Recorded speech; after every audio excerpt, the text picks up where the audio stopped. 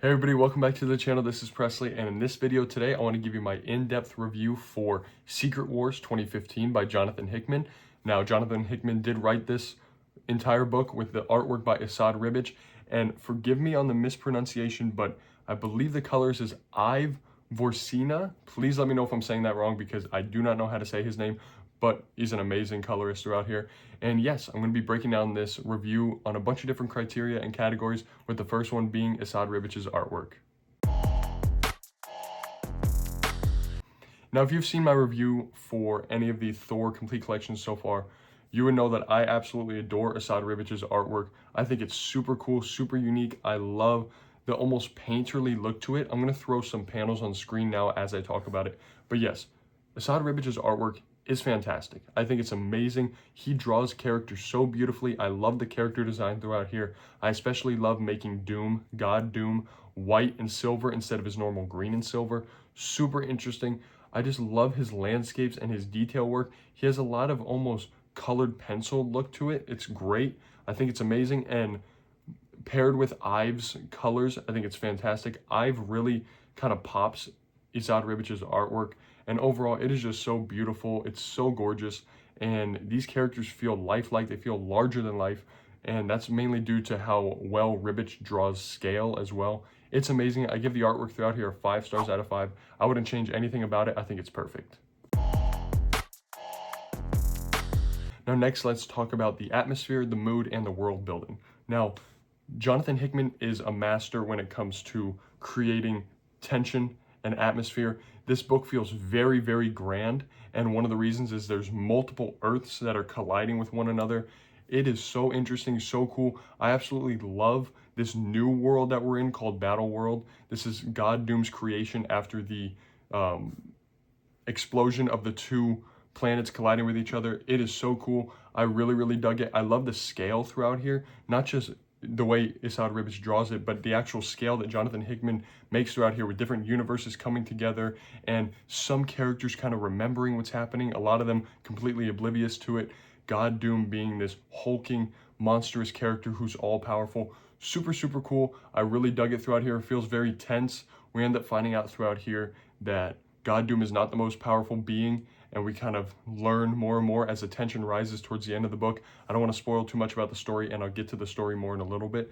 But yes, the world building throughout here is fantastic. I love the map that we get of Battle World, and I will try to put that on screen if I can find a picture. But yes, the map of Battle World really lays out a lot of stuff that's been established in Marvel already, but kind of reimagined and revamped for this new world.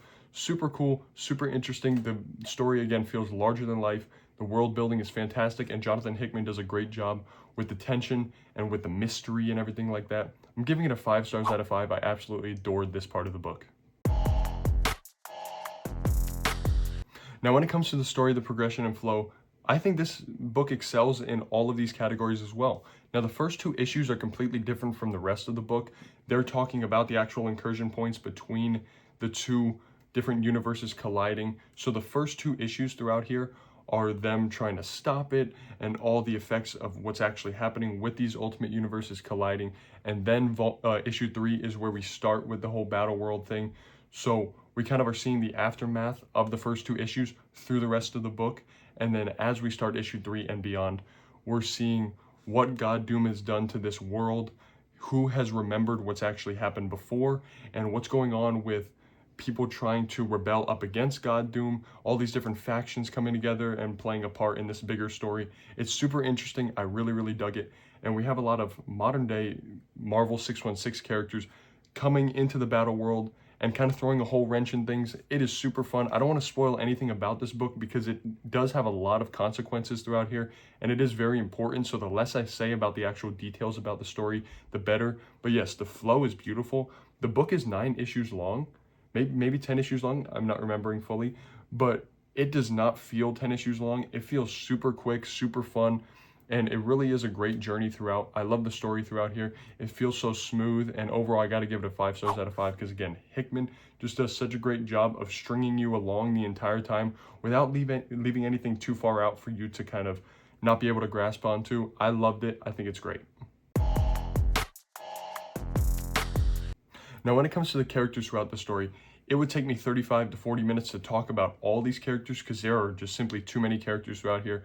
But there are a lot of standout characters in here. One being Reed Richards from the main Marvel Universe. He's very distraught after something happens with his family. I don't want to spoil what, but yes, he plays a big part in this story. Obviously, God Doom, the main creator of this battle world, plays a big part in the story. He is really cool, super intriguing, super intimidating. He does some things throughout here that I was not expecting, and there's even one panel throughout here with him and Thanos that I don't want to spoil, but oh my goodness, it made my jaw drop because I was like, I couldn't believe what I was seeing. It was fantastic. Stephen Strange throughout here is a really good side character and almost like a henchman for God Doom, but also kind of his advisor. Really fun stuff. I love how they made Invisible Woman God Doom's wife, and they had children together. Super fun, shaking up the whole Marvel universe with this one, and not to mention the whole host of side characters that come in from the main 616 universe, like Spider-Man and the Maker, and just all these characters that are really making this story super intriguing. Thanos and his cabal as well. So many fantastic characters throughout here. You get to meet basically a new one every single issue. It's great. I give it a 5 stars out of 5 as well. I was constantly being surprised and very excited about all the new additions for the characters. And yes, speaking of the villains throughout here, the main one being God Doom, he has created this battle world, and now he's really shaped the entire existence into his own will, his own vision, and there's a lot of repercussions for that. He feels very strong, but he also feels very flawed, and he even admits that throughout here to Invisible Woman, that yes, he is flawed, maybe he messed up, he doesn't really know what he's doing, but also he can't back down now. The other villains throughout here, like Thanos and his cabal, play an interesting role as well because they kind of throw a wrench in things later in the story. And you know Thanos, he's a bit of a jerk at times, to say the least. So yes, the conflict between him and Doom, two villains fighting it out, is great. I really dug it. And the conflict resolution is fantastic as well because the end of this book is super satisfying. I really dug the final panel of this entire book. I don't want to spoil what it is, but it does involve Doom. And it is a beautiful panel. Saad Ribich's artwork is gorgeous. And yes, overall, I thought the villains throughout here were fantastic. I thought they carried a lot of weight, felt very threatening, very menacing, and overall, I had to give the section a 5 stars out of 5. I couldn't give it anything less. Now, you probably know where this rating is heading, but before I give you my rating, I wanted to tell you that I really dug Secret Wars.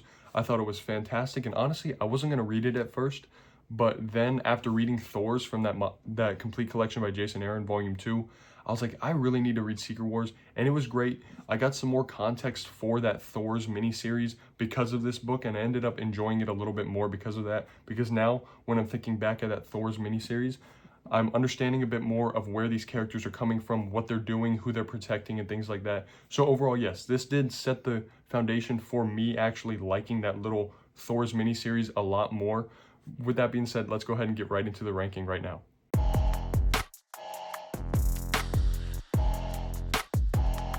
So yes, as you could see, I did have to give it a 5 stars out of 5. I thought Secret Wars was fantastic.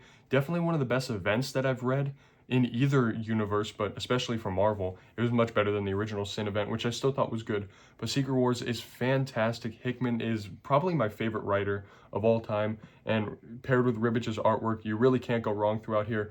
This entire book sets up the new status quo for the new Marvel Universe after 2015. It was great overall. Let me know in the comments down below if you have read Secret Wars already. If you haven't, let me know your thoughts, your opinions, and most importantly, your rating if you haven't read it. It is a great book. You kind of do need a little bit of context before, but I didn't jump in with any context before reading it, and I was fine. So if you want to just go ahead and jump in and give it a shot, you definitely should. It is amazing. Thank you so very much for watching this review. I hope you loved it. If you did, please make sure to like, comment, and subscribe. We're almost at 500 subscribers, and I will see you all later.